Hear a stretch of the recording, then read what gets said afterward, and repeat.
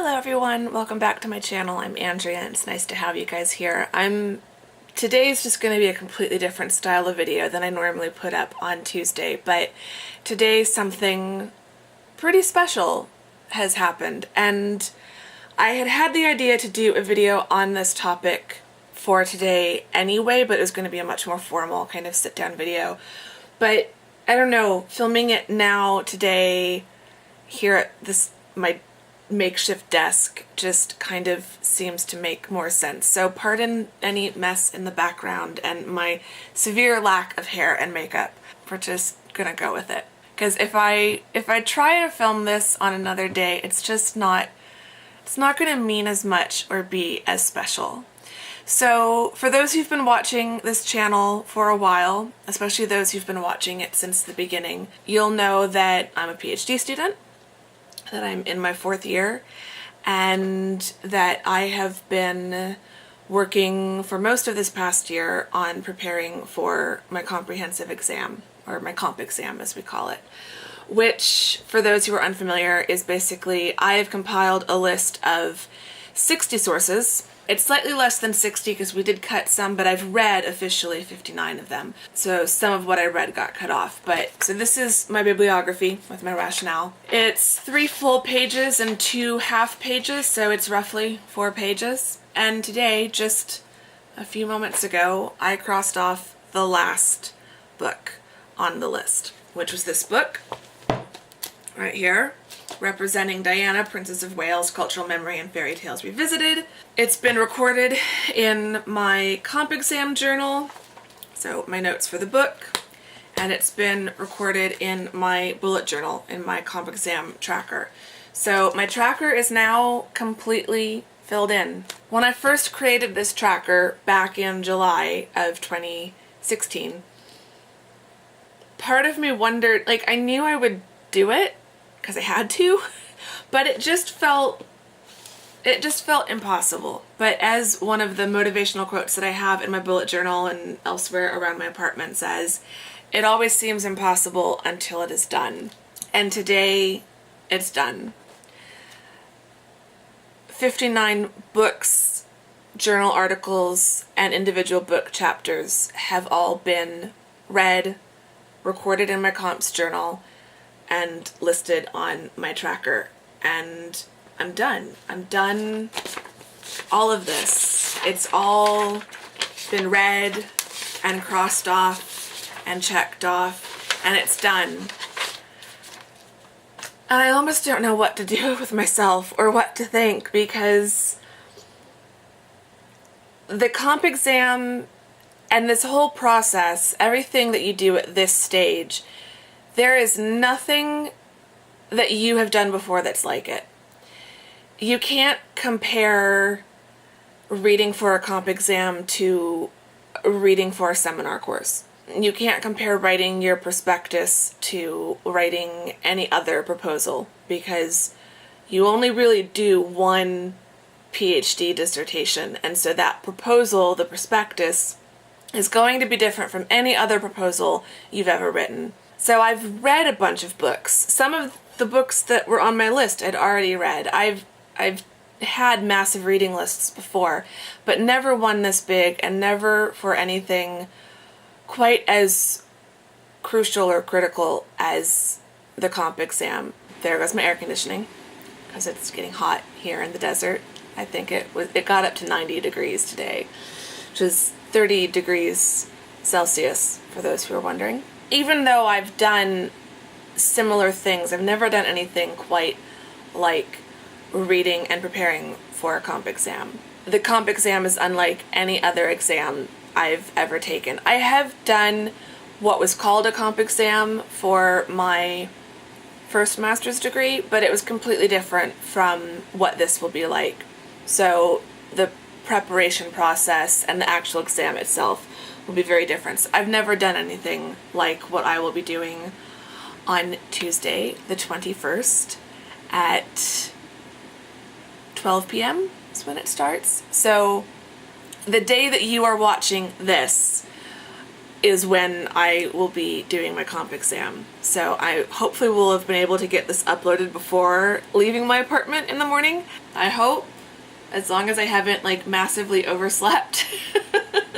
Otherwise it will go up in the evening as soon as I get home. But when you are watching this, I will be either in the process of taking my comp exam or will have finished my comp exam.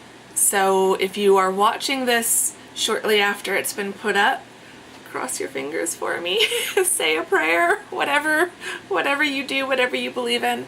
I would really appreciate it. I'm nervous, but I'm also excited. I'm really curious to see what the questions will be. What makes something like a comp exam completely different from any other exam you really will take is, at least from my perspective, is I've never taken an exam where all of the questions will have been tailored specifically to my reading list, which is compiled of books and sources specifically related to my research and my dissertation project. So it is a test, you know, it is an exam, but it's also how I'm trying to look at it so that I don't completely freak out, is that it's also my chance to finally show my committee and my chair that I know this. I know these sources, I know this material, I know these 3 fields of research that I am bringing together for my dissertation. I know what I'm doing. I'm ready to write my dissertation. I've jumped through all the hoops. I've done the 2 years of coursework. I did the portfolio papers. I put together the list. I did all the reading. I familiarized myself with the scholarship. I'm ready. Let me write my dissertation.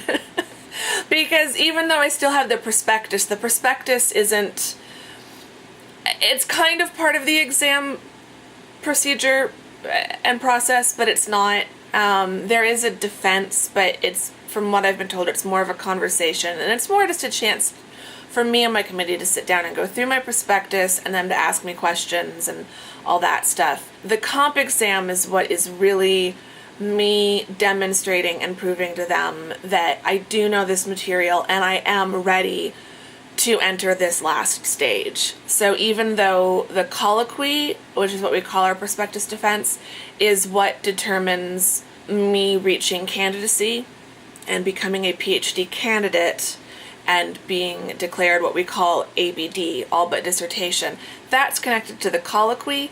I can't get to the colloquy without passing the comp exam. So it's kind of, even though there is one more step after this, the comp exam really is that kind of final wall that I have to break through. If that's one way to describe it. It is the kind of last test, because with the prospectus and the colloquy there's a lot of discussions back and forth and revisions, and it's a different procedure. So the comp exam is what feels like the big test. And I'm nearly there. I'm less than a week away. As you are watching this, I'm in that. I'm in it. I'm in the exam. Probably freaking out a little bit, but also I'm hoping maintaining some of that nervous excitement. I'm really hoping that there'll be at least one question that I can get like really, really excited about. There will probably be some that I'm a little freaked out about, but I'm hoping there'll be at least one that I'm like, yes, I've got this.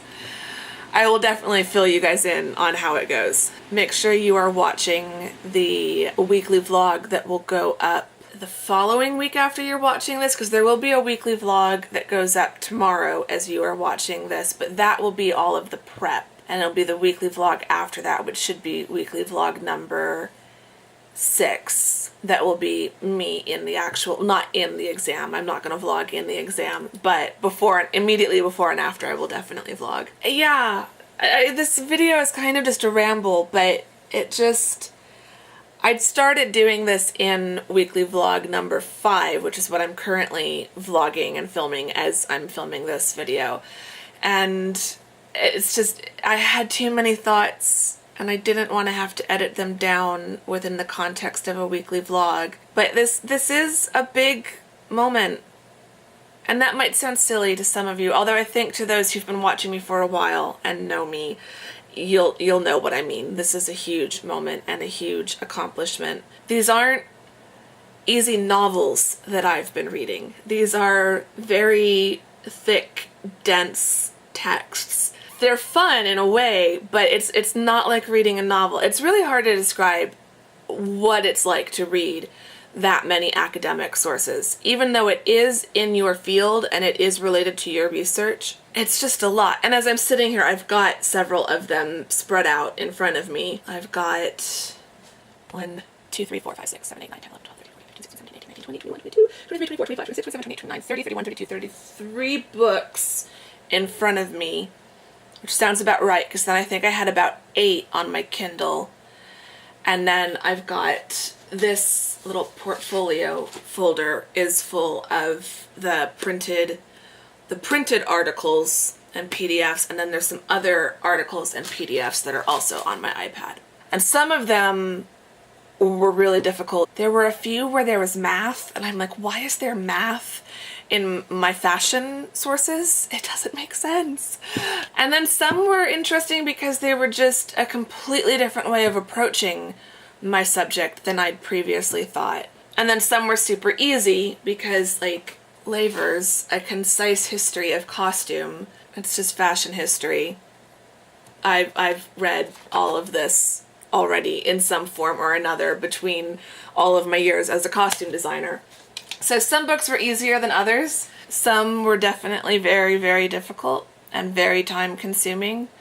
I know there were definitely moments where, it would take me a week just to get one book done and my head would hurt so bad. And then there were weeks like last week where I read 5 books in 1 week and my brain really wanted to explode at the end of all that.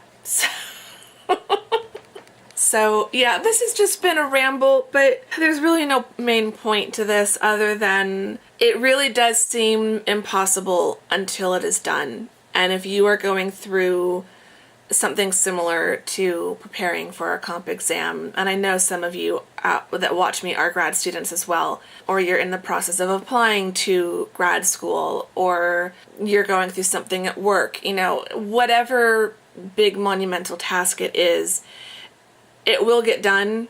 Even if it seems impossible, you can do it. I didn't think I could do this, and I have.